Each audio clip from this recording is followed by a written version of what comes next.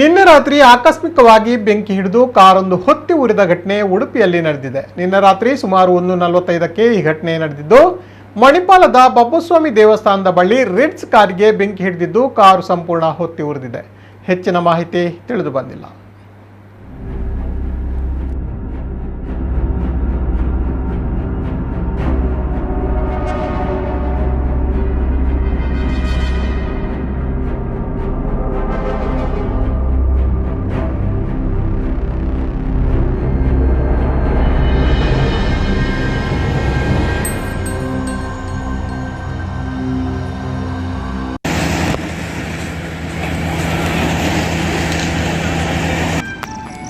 Sir, ಇದು blast ಆಗ್ತದೆ ಅಲ್ಲಿಂದ ಕೊಡಿ.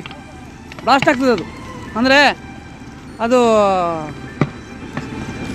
ಬ್ಲಾಸ್ಟ್ ಆಗ್ತದೆ ಅದಷ್ಟು ದೂರದಿಂದ ಕೊಡಿ ಸರ್.